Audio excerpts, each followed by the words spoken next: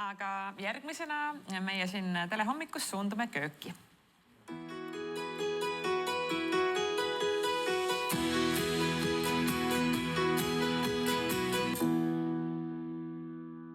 Ja meie köök lõhnab tegelikult juba, siin on kergelt seda frittimise õlilõhna, mis ma ei tea, see on nii hea lõhnu jaoks või miskipärast. See tähendab automaatselt seda, et midagi maitset hakkab sündima.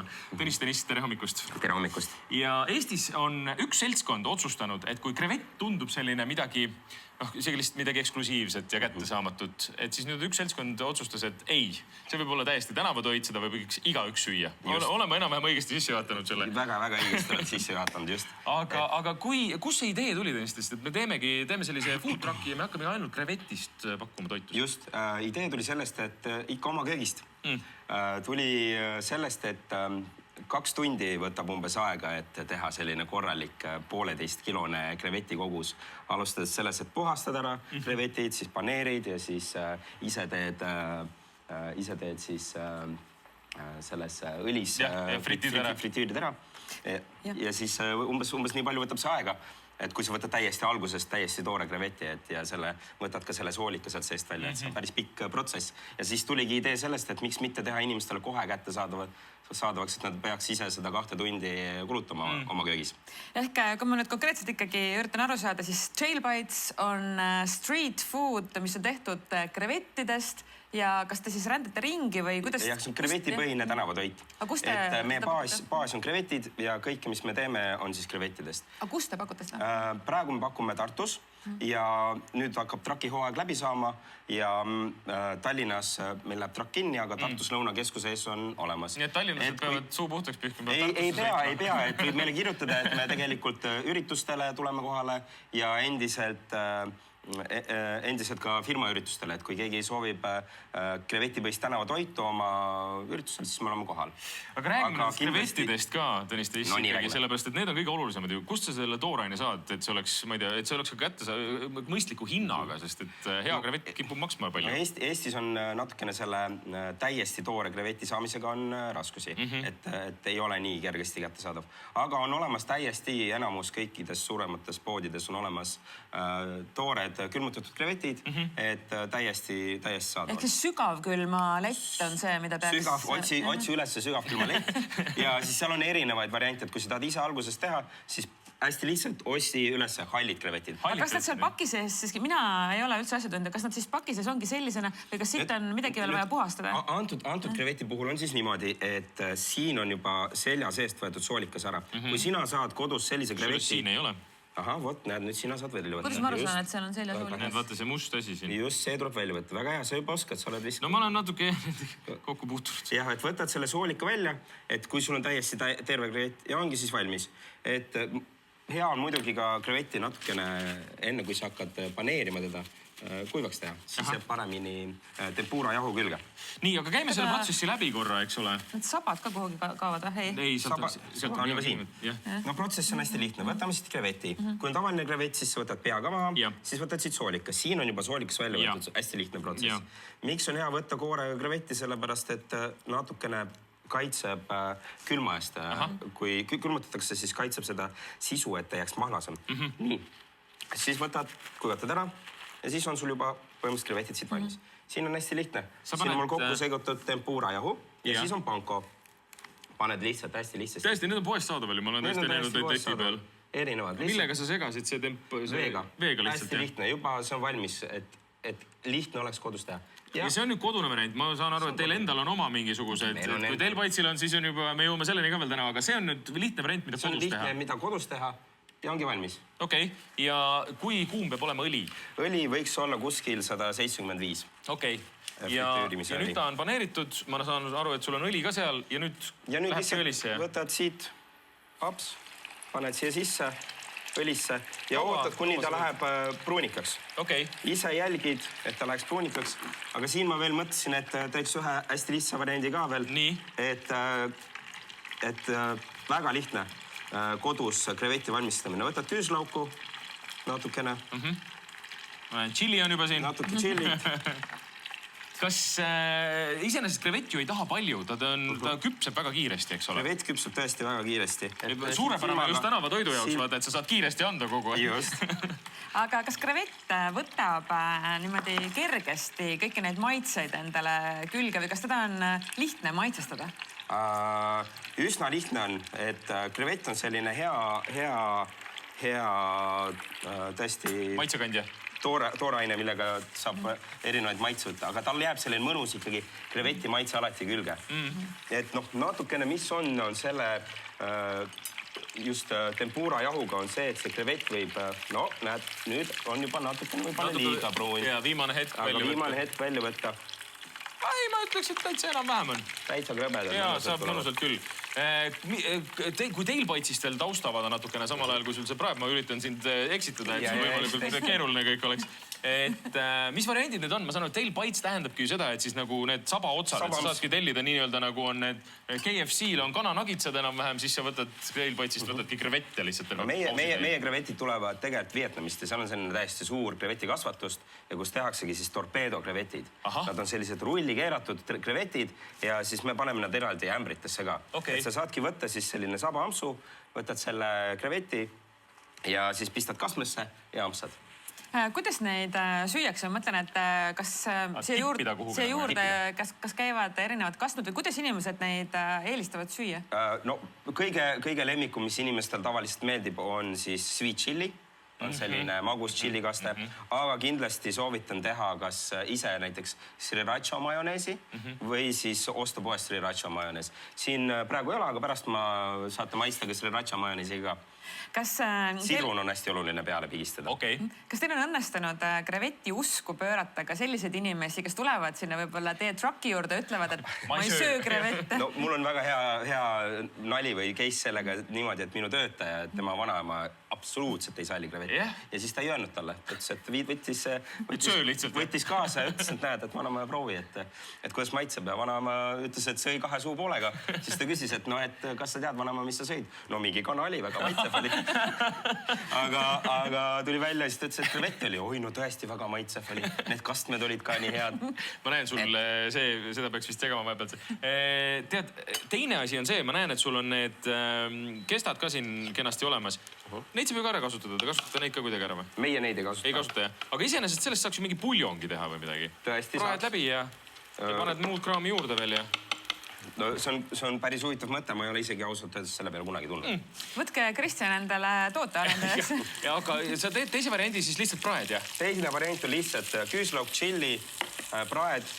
Praadimise puhul on hästi hea vaadata seda, et kui sa kodus praed, et vaatad silma järgi, et kui ta siit hakkab keskelt juba minema niimoodi valgeks või roosaks, siis pöörad ümber. Ja siis niimoodi chili ja küüslaugu sees vaikselt küpsetad, siis ta teeb sellise mõnusa mahlasuse ka. Kas ma võin proovida ühte fritti? No proovi juba, jah. Kuidas need tegelikult õige süüa on? Kas inimesed söövad need krevette näpu vahelt või kuidas nii-öelda etikett krevettide puhul on? No ma ei tea, kuidas sa friikartulit sööd. Sõltub äkki kohast ka natuke, kus on see kohane. Eks ole. Et ma arvan ka, et see sõltub kohast, et meie tahame teha ta kättesaadavaks, tahame teha näputoiduks, et oleks nagu lihtsam selline mõnus näpuga söödav toit, et sa võtsad. Ma armastan krevette. Kas sina oled krevetisööja? No kui nüüd täiesti ausalt öelda, siis seni ei ole olnud, aga kui ma seda sinu vanaema lugu kuulasin... Tegelikult, aga proovi seda kanatükki. Väikse lükki. Mis on tore, on see krõbedus.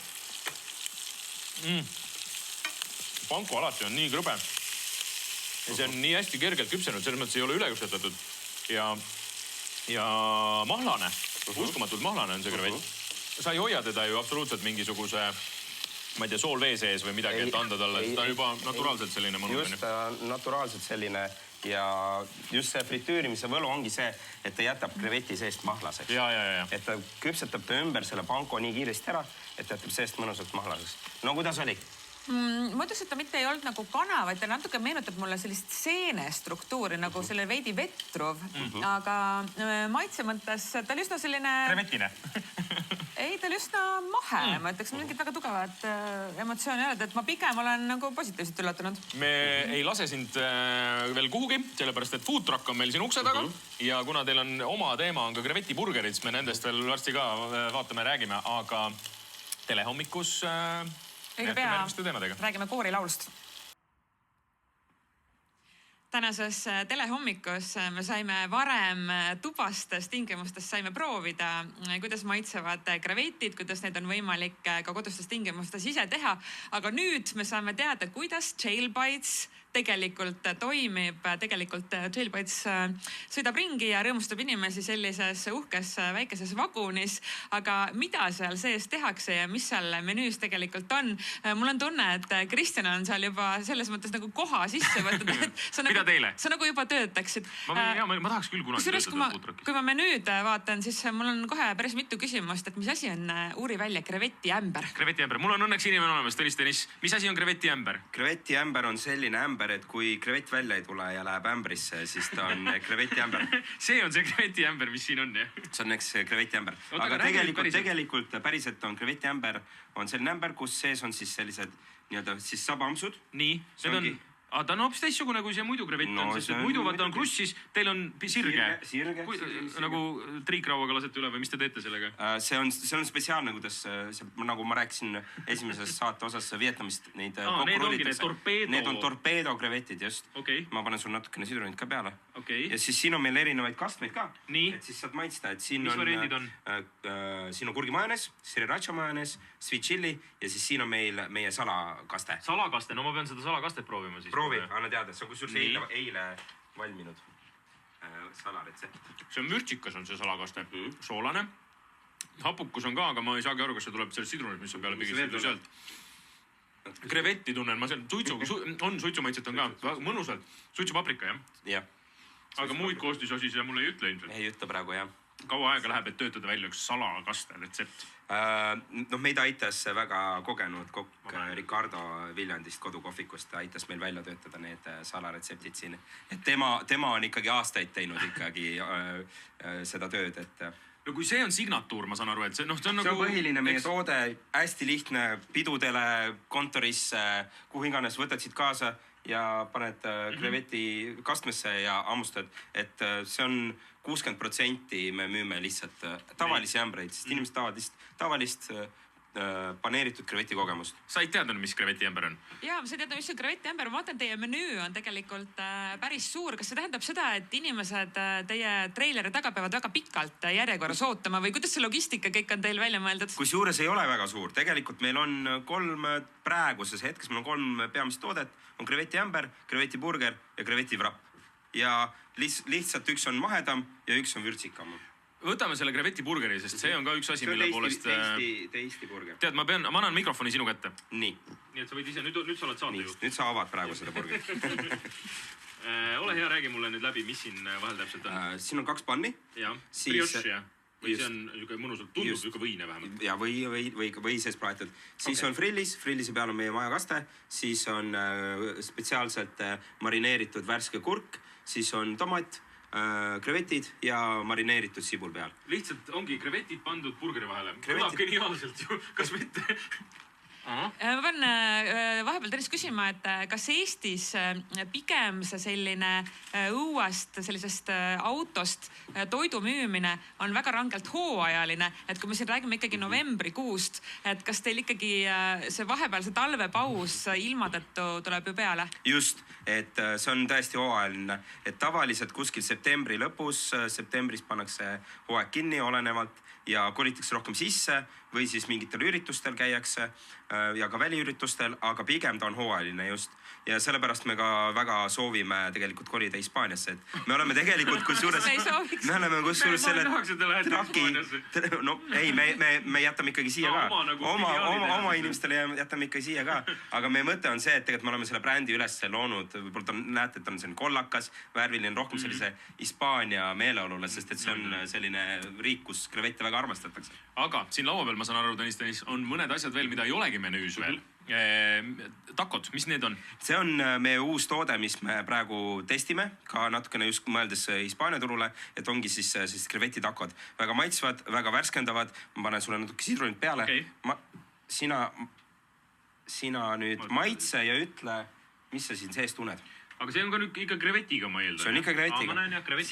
Siin on nüüd see, et siin ei ole nüüd seda paneeritud krevetti, siin on tavaline krevet sees. Et siis... kergelt mehhikopärane ja seda teeb automaatselt see mais, eks ole. Just mais, jah. Annab sellise mõnusa mehhikopärase, nagu taco peaks olema. Ja siis see kaste annab sellise mõnusa suitsuse ja vürtsikuse ja siis koriandrit on peal ja... Te olete täitsa õigel teel. Väga mõnus amps. Väga mõnus. Magusust piisavalt, nagu me sööks suu täis rääkida, aga jube hea on.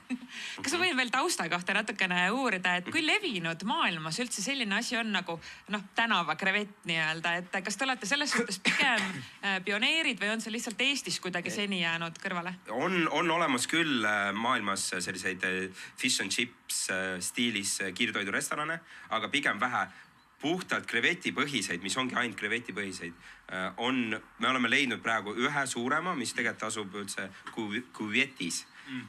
Ja neil on päris suur kett, aga üle maailma, mis on just nagu krevetiämbritele põhinev, et nende peamine toode on krevetiämber, Euroopas väga sellist levinud üle. Võib-olla väikseid on, aga ma nagu kõiki ka ei tea. Nii et see võiks teoreetiliselt olla see uus Eesti Nokia, mida me nii taga otsime alati? No absoluutselt, sellepärast me seda teeme ka. Eesti krevetid. Visioon on, et teha krevetid kättesaadavaks. Ja tuua rohkem inimesed ka tegelikult loomatoidu pealt mereandide poole. Et see on praegu tegelikult selline kasvav trend ja selline krevetid ja mereandid on väga kiiresti kasvav trend, kuhu praegu inimesed liiguvad. Ta on kergem, ta on proteiinirikas, ta on tegelikult väga hea toit, mida süüa. Ma ei ole veel kõike proovinud. Ma saan aru, et see on ka nüüd arendusjärgus olev toode, see krõps. See on ka nüüd uus krõps, see on krevetikrõps, maitse seda ka. See on, okei. Ja siia me oleme pannud siis oma enda maitsesoolad, et me oleme kaks maitset soola välja töötanud. See on happesool ja see on selline mõnus ka selline hea vürtsikas. Täpselt, mõlemat olete pannud siia peale või? Ja, me oleme mõlemad. Kusjuures täpselt see kaks asja, mida sa kirjeldasid, täpselt need on, mida ma esimest tunnen. Hapukus, mis on ilmselt mingi sidrunisoola või midagi sellist, on ju. Ja siis vürtsikus, mis ka automaatselt chili ja siuke cayenne ja midagi sellist natuke erinevad kuumused tulevad. Maitse sinna ka. See on nüüd krõps. Ma vahepeal küsin ka, et milline jook sobib kreveti roogade juurde, et kas siin on ka mingi teie nii-öelda professionaalne soovitus? Mida happelisem, seda parem. Ehk siis mereandide juurde üldse sobib selline hea natukene hapukas. Et näiteks selline mingi täitsa klassikaline limonaad, sidrunilimonaad. Et kui sa teed kodus näiteks ise värskelt tehtud limonaadi, see võib olla väga maitsev. Ja siis üldse sellised gaseeritud joogid, nad annavad sellist mõnusat kihisevat maitset. Aga kui sa gaseeritavat ei soovi, siis vesi aitab ka. Ja mul on veel üks küsimus tegelikult. Kui palju te ise krevette sööte, et kui te neid siin hommikust õhtuni niimoodi fritite ja kõigile pakute, et kas siis ise lähete koju ja teete hakklihakastet? Pigem mina püüan vältida loomset liha nii palju kui võimalik, et sellepärast ka krevette me pakume. Ütlen ausalt, nüüd seda traki businessit tehes on krevetiisu päris hästi täis saanud.